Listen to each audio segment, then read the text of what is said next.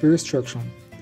Peer Instruction é um método de ensino e aprendizagem idealizado por Eric Mazur, um professor de cursos introdutórios de física na Universidade de Harvard. Dizemos que é um modelo centrado no aluno, onde a figura do professor é a de mediador, em vez de autoridade, sendo responsável por selecionar, conduzir e ritmar as atividades. A origem deste método retoma ao ano de 1991, quando o professor Mazur analisou o resultado de um teste sobre conceitos em mecânica, aplicado em alunos ingressantes. Ali, ele percebeu que os alunos traziam muitas concepções fundamentais erradas, e também que eram capazes de resolver questões numéricas complexas com mais sucesso que questões conceituais mais elementares.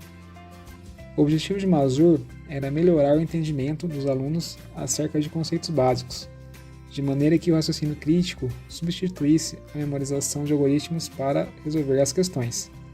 Ele propôs, então, uma aula com ampla participação dos alunos, inclusive antes da aula, implementando elementos característicos de outras técnicas, como, por exemplo, a leitura prévia de material, que vem da sala de aula invertida, e a proposição de perguntas de múltiplas escolhas, inspirada na técnica Think, Pair, Share. Esse método vem sendo aplicado em escolas e universidades ao redor do mundo, predominando no ensino superior. De maneira geral, a implementação do Peer Instruction ocorre mais frequentemente em cursos da área STEM, Ciência, Tecnologia, Engenharia e Matemática, com destaque para o estudo de Física. No entanto, há relato do uso desse método em cursos de Direito e Filosofia, por exemplo.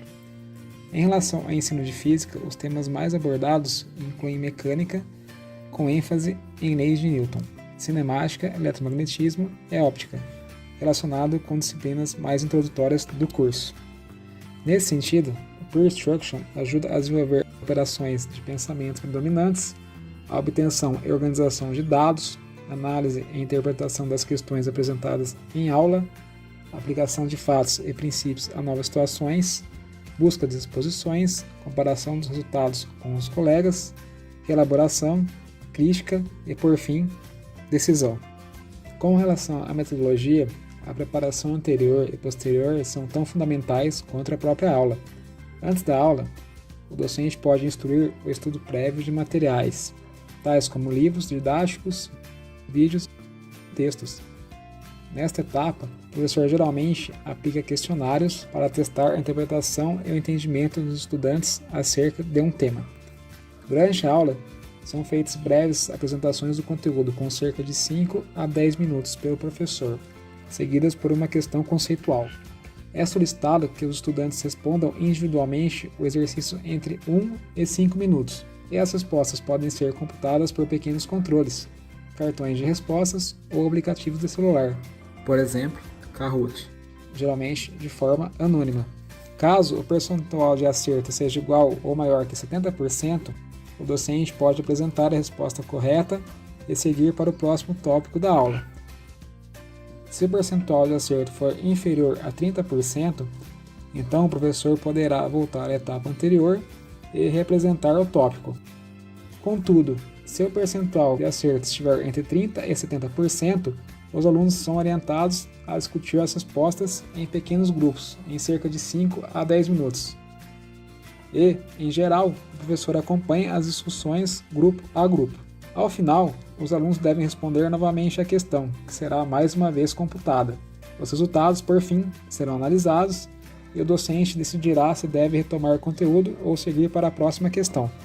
O pós-aula também é uma etapa importante nessa estratégia. Depois da aula, os estudantes devem se dedicar às tarefas e atividades propostas pelo docente, que acompanhará as respostas com a finalidade de preparar as próximas aulas. Tais tarefas são realizadas de modo independente e são pautadas em pesquisas, utilizando-se não somente de livro-texto, mas também de outras fontes como a internet. Devemos salientar que os tempos e as escolhas das etapas que devem ser tomadas são orientações flexíveis e que o professor possui autonomia para modificá-las caso seja necessário. Em um vídeo disponibilizado pelo canal Harvard Magazine em 2012, temos acesso a trechos de uma aula de Eric Mazur para a disciplina de Física abordando o tópico de eletromagnetismo. Após uma breve exposição do conteúdo, o professor apresenta um problema conceitual para a turma a partir de um experimento envolvendo dois fios concorrentes em sentidos opostos, e pede aos alunos que pensem na resposta de forma individual e votem na alternativa utilizando um aplicativo. Electric field, as well as a magnetic field. Initially they're not moving, but I'm going to turn on the electric field here, and I'm actually going to put some tree pollen, which you can hopefully see. Whoa, that's a bit much, but you get the picture. You see that they're rotating in a clockwise sense. So the question is now, what is happening here? Is it the positive ions that are causing this motion and carrying along the pollen? Or is it the negative ions, right? If I turn off the electric field, then there is no electric field, nothing is moving. This will come slowly to rest. As I turn on the electric field, the ions here will be accelerated in the electric field. As they start moving in the electric field, they feel the effect of the magnetic force, and that is what makes them rotate. So you have to see whether it's the positive or the negative ions or both that carry the pollen along in a clockwise direction. So take a minute to think about it and then enter your votes. Mazur acompanha os resultados da votação no computador e sugere que os alunos se reúnam com os colegas para discutirem a resposta e observou que a turma votou em duas respostas, com cerca de 50% para cada alternativa. So please enter your answers. We have a disagreement clearly here. About a 50-50 split between two answers. I'll let you guess which ones. So turn to your neighbor and see if you can, and remember, finding one correct answer, for instance, the negative ions, doesn't mean that the positive is necessarily true. So you have to really try out both. Go ahead, check with your neighbor and see if you can agree.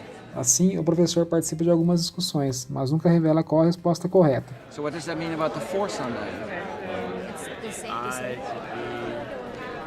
I cross B. Os alunos são então instruídos a responder a questão novamente. See if you can come to some agreement. There's about 20 seconds left, so enter your answers. Let's see. Okay, so we started with about a 50-50 distribution on choices 1 and 2. And right now, we're at 1/3 for 1, 1/3 for 2, and 1/3 for 3. Clearly, we need to do some more thinking and talking about that. Como o percentual de acertos foi inferior à primeira tentativa, a explicação da questão foi retomada e a resposta fornecida. Se você gostou desse vídeo, compartilhe com os amigos e professores. As referências utilizadas nesse trabalho estão na descrição do vídeo.